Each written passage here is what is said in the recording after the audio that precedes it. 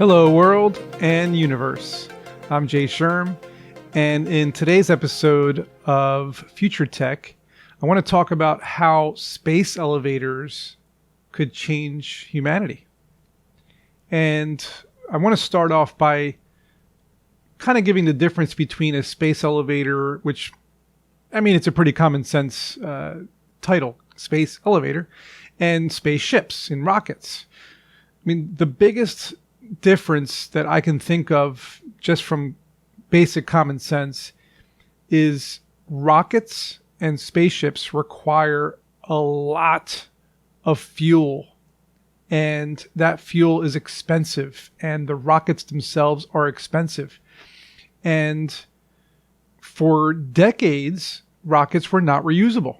They would take off, the rocket would shoot into space, or the space shuttle would shoot into space, and the secondary rockets would fall down and they would go into the ocean, or they would burn up, and we would just lose all of these rockets. And the fuel is just ridiculously expensive. I mean, we're talking like millions of tons of rocket fuel, and these are millions of dollars. The rockets themselves have been notoriously expensive, like billions of dollars. I mean, the Apollo missions and so on and so forth, space shuttle missions. I mean, we're talking billions of dollars per mission. And the rockets have to be scheduled. They have to be tested. They normally need astronauts, which have to be trained for so many years. And we have loss of life because of this. I mean, we've had some explosions where, unfortunately, shuttles didn't make it and they exploded in the air, whether re-entry or taking off. And it's sad, you know, for the astronauts that lost their lives. But this could be avoided in the future with a space elevator. Now, of course, people like Elon Musk with SpaceX are trying to mitigate that risk by not only having autonomous shuttles and crafts that can take off by themselves and land by themselves, but also reusing the rockets, because we've seen videos online of his rockets not only going into space, but then re-entering the atmosphere, slowing down and landing even in the middle of the ocean on a small landing pad. So the technology is definitely getting better thanks to companies like SpaceX, but still not perfect. Right? We still need to schedule around good weather. We need to schedule because of the costs and the dangers of launching a spacecraft into the air, and the powerful rockets and the fuel and the astronauts and everything that goes into launching a rocket. A space elevator is going to be some sort of, you know, not device, but some sort of room or building or vehicle that is going to be attached to a very strong and durable, powerful tether, a line. Think about an actual elevator, right? Elevators have multiple cables attached to the tops of the elevators. From what I understand, there's anywhere between like 4 to 8 cables per elevator, and each one can hold the weight of the elevator in case one snaps.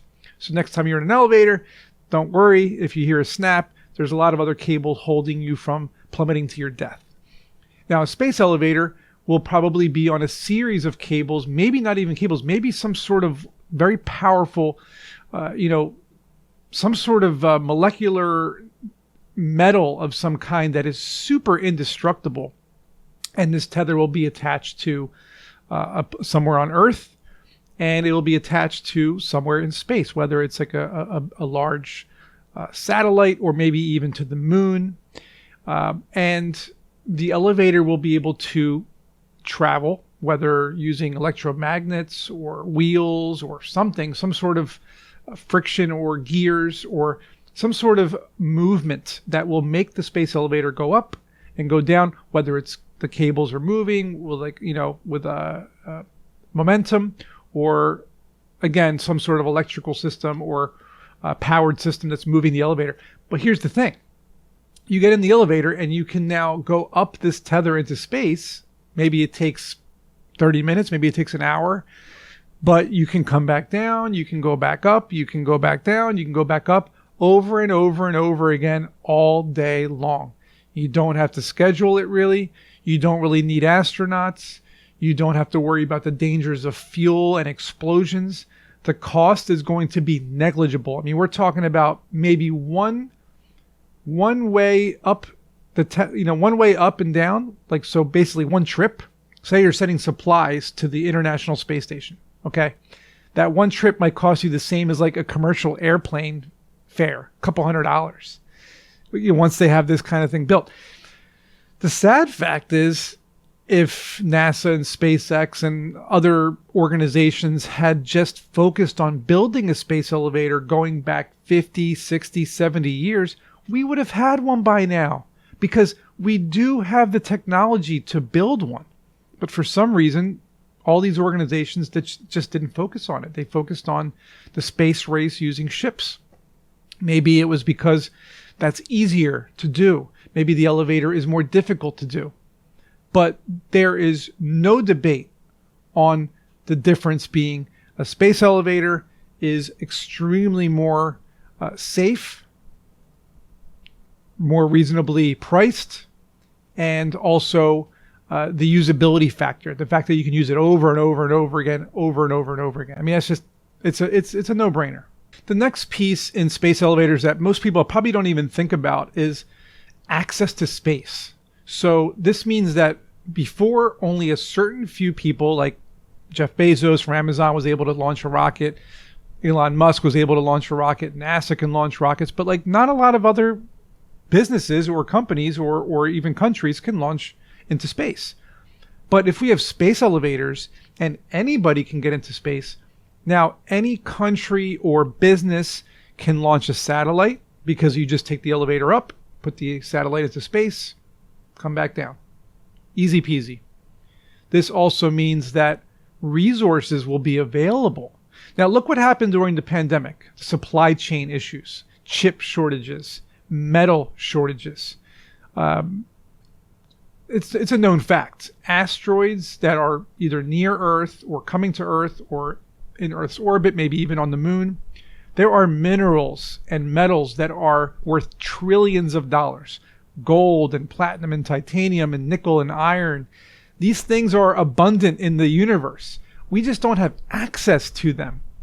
If we can take a space elevator into space and extract minerals very easily and quickly, I mean, look at that. That's going to be a game changer.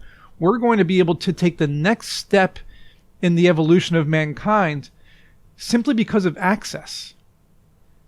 And I'm going to give you an analogy.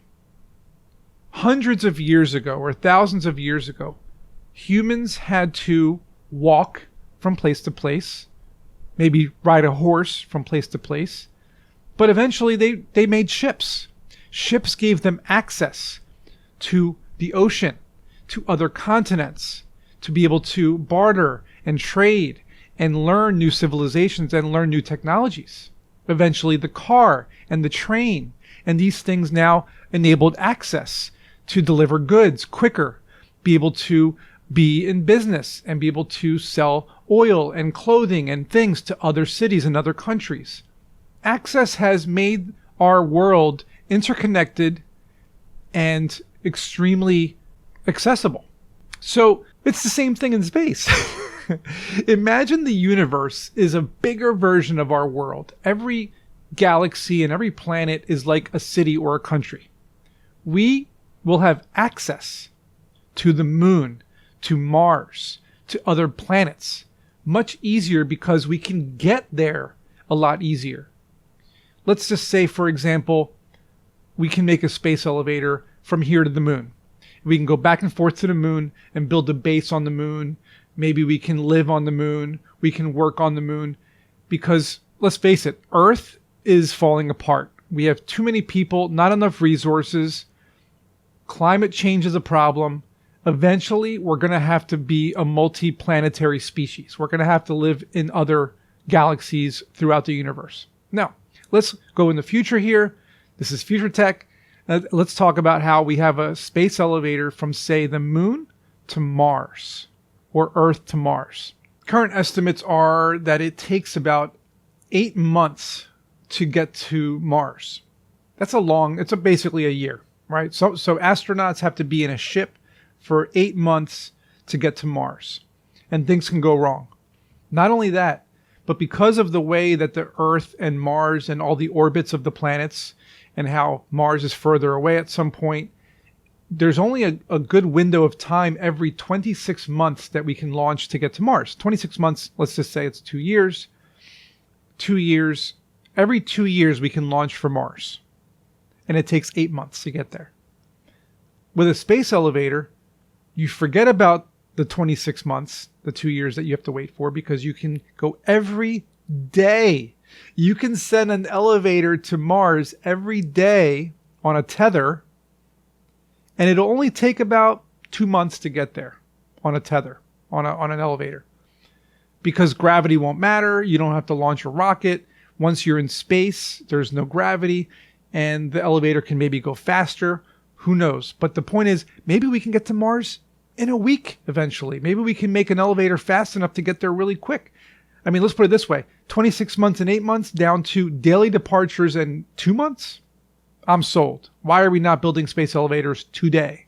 Now, there's a lot of other things that space elevators will do for humanity, but I'm going to leave you guys with one last piece. And I'm going to go back to the fact that it costs roughly 60 cents per pound for a space elevator to bring supplies to space. 63 cents per pound.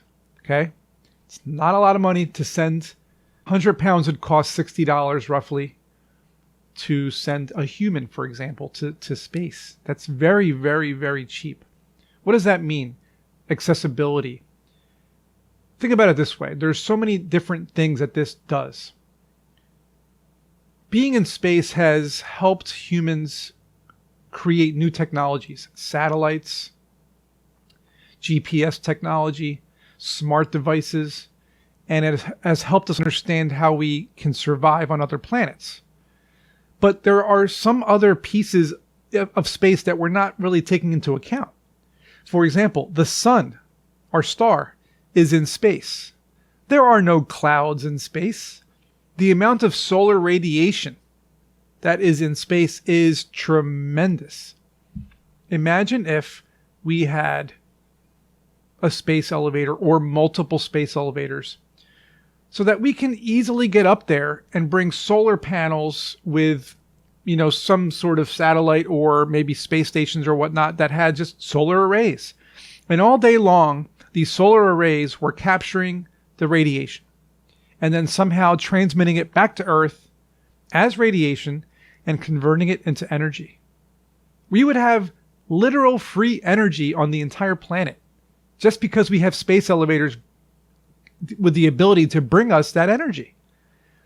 And it goes without saying, accessibility brings innovation.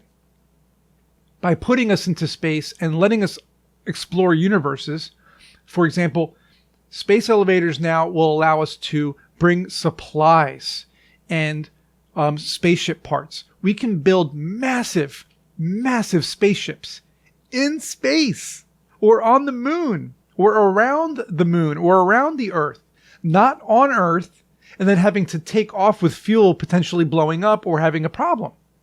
We can now build massive, massive ships like you see in the movies in space using these elevators by bringing up the parts over and over again all day long, bringing up parts and modular, putting it together.